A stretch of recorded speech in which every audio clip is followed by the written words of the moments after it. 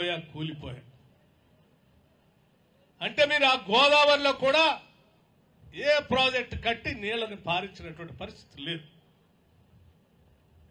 ఇవాళ అందుకే ఆంధ్రాలో ఉన్నటువంటి ఒక పెద్ద ఆయన మాట్లాడుతా నేను బనకచెర్ల కడతా నువ్వు పూర్తి చేసి ఉంటే అంబేద్కర్ ప్రాణహిత చేవెళ్ల పూర్తి చేసినా, లేకపోతే దేవాదులు పూర్తి చేసినా, లేకపోతే సీతమ్మ సాగర్ నువ్వు చెప్పి రీడిజైన్ చెప్పినటువంటి సీతారాం ప్రాజెక్టు పూర్తి చేసినా, ఇవాళ ఆయన నా ఫ్లడ్ వాటర్ నీళ్ళు ఇది వృధాగా సముద్రంలో పోయే నీళ్లే కదా, పోలవరం తర్వాత వృధాగా పోయే నీళ్లే కదా, మేము కట్టుకుంటే మీకెందుకు బాధ అంటున్నాం. అవే వృధాగా పోయే నీళ్లు కాదు. మేము ఇంకా కట్టుకోవాల్సినటువంటి ప్రాజెక్టులు పూర్తి చేయకపోవటం వల్ల కిందకి నీళ్లు వృధాగా పోతా ఉన్నాయి. ఇవాళ నువ్వు ఫ్లడ్ వాటర్ నేను కట్టుకుంటా పోలవరం తర్వాత సముద్రంలోకి పోయే నీళ్లే కదనంటే అట్లా కాదండి. తెలంగాణలో మా దురదృష్టం ఆ టీఆర్ఎస్ ప్రభుత్వం ఆ ప్రాజెక్టులు కట్టకపోవటం వల్ల నీళ్లు కిందికి పారుతా ఉన్నాయి. తిరిగి కాంగ్రెస్ పార్టీ వచ్చింది, మాటిస్తా ఉంది, తప్పనిసరిగా ప్రాణహిత చేవెళ్ల ప్రాజెక్ట్ ని కడతాం, బాబాసాహెబ్ అంబేద్కర్ ప్రాణహిత చేవెళ్ల ప్రాజెక్ట్. ఆ తర్వాత ఉన్నటువంటి ప్రాజెక్టులు కూడా కంప్లీట్ చేస్తాం. గోదావరి నీళ్లను కూడా తెలంగాణ ప్రాంతానికి పారిస్తాం. అలా పారించిన తర్వాత మిగిలినటువంటి ఫ్లడ్ వాటర్ లో మీ ఒక్కళ్ళకే కాదు, నదీ పరివాహక ప్రాంతంలో ఉన్నటువంటి రాష్ట్రాలన్నిటికీ వాటా ఉంటాయి. అంటే తెలంగాణకు కూడా వాటా ఉంటుంది. మా వాటా పూర్తయిన తర్వాత, మా ప్రాజెక్టులు పూర్తయిన తర్వాత ఇంకా మిగులు జలాల్లో కూడా మా వాటా పూర్తయిన తర్వాతనే మిగిలిన నీళ్ళల్లో మీరు బనకచెర్ల కడతారో ఇంకే చెర్ల కడతారో ఆ తర్వాత ఆలోచించవచ్చు. మా ఏవి పూర్తి కాకుండానే మేము బనకచెర్ల కడతా ఉన్నాం, సముద్రంలోకి వృధాగా పోతా ఉన్నాయి కదా మేము కట్టుకుంటామని అమాయకంగా ప్రజలను తప్పుదోవ పట్టించడం కోసం ఆయన ఎవరు మొన్న లోకేష్ గారు అనుకుంటాం ఆ మంత్రి గారు మాట్లాడుతూ ఉన్నారు. మీరంత అమాయకంగా ఏదో వృధాగా పోతున్న నీళ్లు మేము కట్టుకోవచ్చులే తెలంగాణ వాళ్ళు కావాలని అడ్డుపడుతున్నారంటే అలా తప్పుదోవ పట్టించే కార్యక్రమం మాత్రం చేయొద్దు అని చాలా స్పష్టంగా చెప్తా ఉన్నాం. మేము అందుకే ఇవన్నీ చేసినటువంటి దొంగలే ఈరోజు బయటకు వచ్చి బనకచెర్ల కడతా ఉంటే కాంగ్రెస్ వాళ్ళు ఏం చేస్తున్నారు. ముఖ్యమంత్రి రేవంత్ రెడ్డి ఢిల్లీ పోయి, ఉత్తమ్ కుమార్ రెడ్డి గారు ఢిల్లీ పోయి ఆడేదో చంద్రబాబు నాయుడుతోనే ఏదో లోపాయకారి ఒప్పందం చేసుకుని వచ్చారు. అందుకే వాళ్ళు బనకచెర్ల కడతా ఉన్నారు, మాకు నష్టం జరుగుతూ ఉంది, తెలంగాణను మేము రక్షించడానికి బయలుదేరామని చెప్తా ఉన్నారు.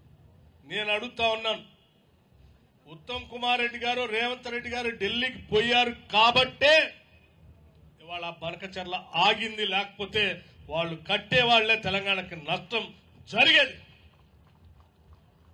10 ఏళ్లు మీరు ప్రాజెక్టులు పూర్తి చేయలేదు కాబట్టే ఆ కింది పోతున్న నీళ్లు సముద్రంలో పోతున్న మేము వాడుకుంటామని వాళ్ళు చెప్తాం. అంటే దానికి కారణం మీరే కదా. అంటే కృష్ణా నదిలో ప్రాజెక్టులు మీరు పూర్తి చేసినా వాళ్ళు అది మాట్లాడేవాళ్ళు కాదు. గోదావరిలో ప్రాజెక్టులు మీరు పూర్తి చేసి ఉన్నా ఇవాళ వాడి కింద మాట్లాడేవాళ్ళు కాదు. మీరు పూర్తి చేయకపోవటం వల్ల ఈరోజు తెలంగాణకి పెద్ద ఎత్తున ద్రోహం చేసింది మీరు.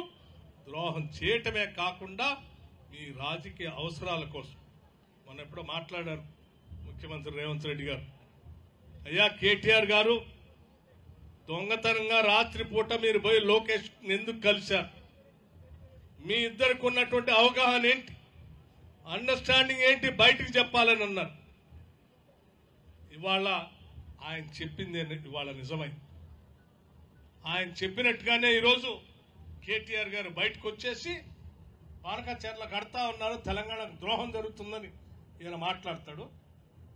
4 రోజుల తర్వాత లోకేష్ గారు ఆ వృధాగా పోతున్న నీళ్లే కదా మేము కట్టుకుంటాం అంటే రాత్రిపూట మీ ఇద్దరు మాట్లాడుకొని మీరేం బనకచెర్ల అనండి, తెలంగాణ కోసం మేము రక్షించినటువంటి వాళ్ళగా ముసుగేసుకొని బయటకు వచ్చి మాట్లాడతాం, మళ్ళీ కాంగ్రెస్ వాళ్ళకి ఏదో చెప్పొచ్చులని మీరు అనుకుంటున్నారేమో. తెలంగాణ ప్రజలు చాలా తెలివైనటువంటి వాళ్ళు. తెలంగాణ వాదం పేరు మీద మీరు అధికారంలోకి వచ్చి ఈ రాష్ట్రానికి రావాల్సిన నీళ్లను రానియలేదు. నిధులంతా దోపిడీ చేశారు, ఇవ్వాల్సిన ఉద్యోగాలు ఇవ్వలేదు, ప్రజాస్వామ్యాన్ని కూని చేసి స్వేచ్ఛనే లేకుండా చేశారు. ఎప్పుడు ఏం మాట్లాడితే ఎవరు వచ్చి అరెస్ట్ చేస్తారనేటువంటి భయంగా బతికేటువంటి పరిస్థితి నుంచి ఈరోజు కాంగ్రెస్ పార్టీ ఈ రాష్ట్ర ప్రజలకి అభివృద్ధి కార్యక్రమాలు చేయటం ఒక్కటే కాదు, చివరికి స్వేచ్ఛను కూడా, స్వతంత్రంగా మీ అభిప్రాయాలు వ్యక్తపరిచేటట్టుగా, స్వేచ్ఛగా మీ అభిప్రాయాలు చెప్తే మీ అభిప్రాయాలన్నింటినీ పరిగణలో తీసుకొని మీ ఆలోచనలే మా ఎజెండాగా మార్చి ఈ రాష్ట్ర అభివృద్ధి కోసం మేము పనిచేస్తా ఉన్నాం. ఈ పని జరగొద్దని, ప్రజలకి మేలు జరగొద్దని, ప్రజల పైన కుట్ర చేస్తూ ఈరోజు టీఆర్ఎస్ నాయకత్వం కూడబలుక్కొని, అటు బీఆర్ఎస్, ఇటు టీఆర్ఎస్, అటు టీడీపీ అందరూ కూడబలుక్కొని తెలంగాణ మీద కుట్ర చేసే కార్యక్రమం చేయబోతా ఉన్నారు. ఈ కుట్రలకి కాంగ్రెస్ ప్రభుత్వం కానీ, తెలంగాణ ప్రజలు కానీ మరొక్కసారి మోసపోవటానికి సిద్ధంగా లేరు. మేము తప్పనిసరిగా మా నీళ్లని మేము ఎట్లా తెచ్చుకోవాలో మాకు తెలుసు. మా నీళ్లు, మా ప్రాజెక్టులు పూర్తి అయ్యేంత వరకు నీ బనకచెర్ల లేదు, నీ బెనకచెర్ల లేదు. నేను ఇంకో మాట కూడా చెప్పదలుచుకున్నాం. ఇదే వేదిక నుంచి ఆనాడు ఈ రాష్ట్ర విభజన జరిగేటప్పుడు పోలవరం కడితే ఖమ్మం జిల్లాలో ఉన్నటువంటి 2 లక్షల అమాయక గిరిజనులు ముంపుకు గురై నీళ్లలో మునిగిపోతారు. అది కట్టడానికి వీల్లేదు, మా 2 లక్షల గిరిజనుల భూములు ఇవ్వటానికి వీల్లేదని ఆనాడు శ్రీమతి సోనియా గాంధీ గారిని కాంగ్రెస్ నాయకత్వం కలిసి అడిగితే ఆ ముంపుకు గురయ్యేటువంటి 7 మండలాలని చట్టంలో తీసేసి తెలంగాణకి న్యాయం చేశారు.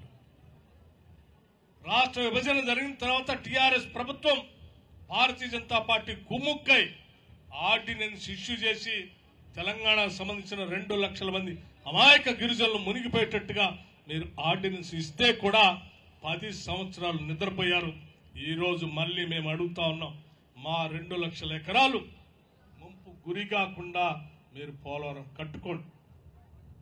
పోలవరం కట్టుకునే క్రమంలో మా 7 మండలాల్లో ఉన్నటువంటి 2 లక్షల ఎకరాలకు సంబంధించిన అమాయక గిరిజనులు మునుగుతా ఉంటే చూస్తూ ఊరుకోవటానికి మేము సిద్ధంగా లేము. తప్పనిసరిగా ఆర్డినెన్స్ సంబంధించి మేము ప్రశ్నిస్తాం. మీ పోలవరం సంగతి ఏందో, మీ బనకచెర్ల సంగతి ఏందో తేలుస్తాం. తెలంగాణ ప్రజల్ని రక్షిస్తాం, గుండెల్లో పెట్టుకొని కాపాడుతాం. కాపాడటమే కాదు, ప్రతి పైసా పోగేసి తెలంగాణ ప్రజల గుండె చప్పుళ్లు విడి ఇల్లు లేనటువంటి వాళ్ళకి ఇల్లు ఇస్తాం. చదువుకునేటువంటి బిడ్డకి young India integrated residencies international standard విద్య